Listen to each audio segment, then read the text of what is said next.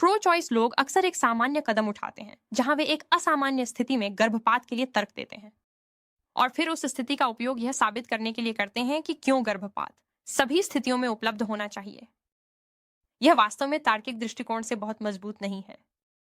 सिर्फ गर्भपात का सामान्य रूप से बचाव करने के बजाय उन्हें यह साबित करना होगा कि एक दिए गए मामले में गर्भपात सही क्यों है और क्यों।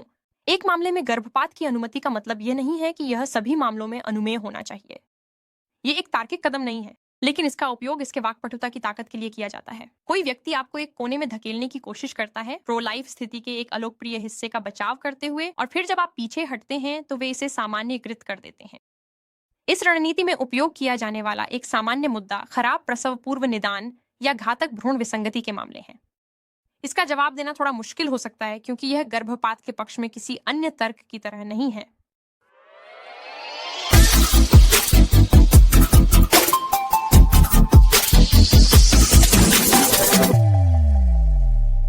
शुरुआत में मैं गैर घातक विकलांगताओं के मुद्दों को अलग रखना चाहता हूं, जो कि मेरे कहने का मतलब खराब प्रसव पूर्व निदान से अलग है।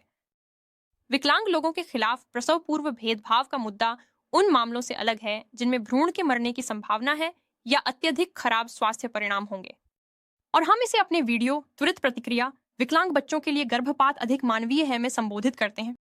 खराब प्रसव पूर्व निदान के मामलों में भ्रूण का निदान किया जाता है, चाहे वह सही हो या नहीं, कि उसमें ऐसी स्थिति है जो मृत्यु का कारण बन सकती है या गंभीर बीमारी जिसके कारण जीवन काल कम हो सकता है।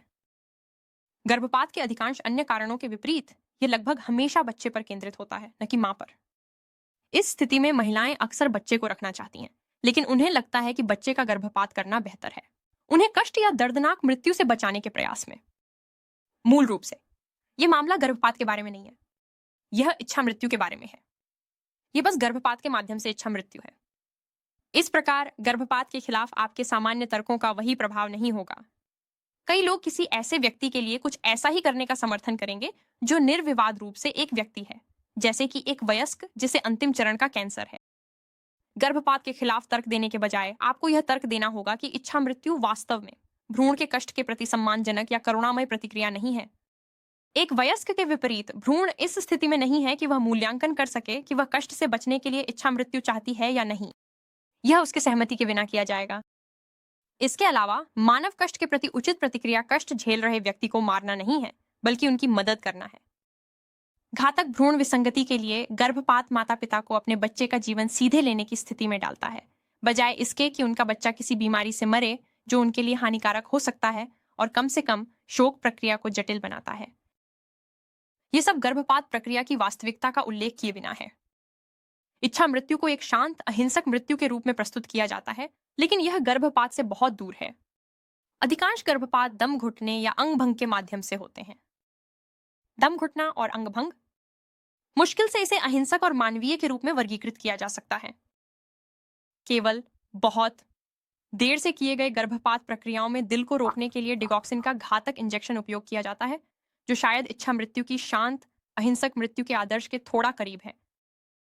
वास्तव में गर्भपात भ्रूण के लिए मरने का एक दर्दनाक तरीका हो सकता है। नई विज्ञान यह सुझाव देती है कि संवेदना का समर्थन करने वाले मस्तिष्क तंत्र पहले की अपेक्षा कई सप्ताह पहले शुरू होते हैं। यहां तक कि अगर आप प्रजनन अधिकार समर्थक व्यक्ति को यह समझाने में असमर्थ हैं कि भ्रूण इच्छा मृत्यु क्यों गलत है, तो आपको यह तर्क देना चाहिए कि यह अन्य स्थितियों में गर्भपात को सही नहीं ठहराता। आखिरकार यहां तक कि इच्छा मृत्यु को भी सामान्य रूप से हत्या को सही ठहराने के लिए नहीं लिया जाता। खराब प्रसव पूर्व निदान गर्भपात के एक बहुत छोटे प्रतिशत के लिए जिम्मेदार होता है। उदाहरण के लिए, करियर उन्नति के लिए गर्भपात को क्यों सही ठहराया जाना चाहिए? खराब प्रसव पूर्व निदान के लिए गर्भपात के खिलाफ तर्क करना कठिन क्यों है? यह तथ्य कि यह हर अन्य तर्क से अलग है। यही कारण है कि आप इससे सामान्यीकरण नहीं कर सकते। यह गर्भपात के लिए दिए गए किसी अन्य कारण की तरह नहीं है।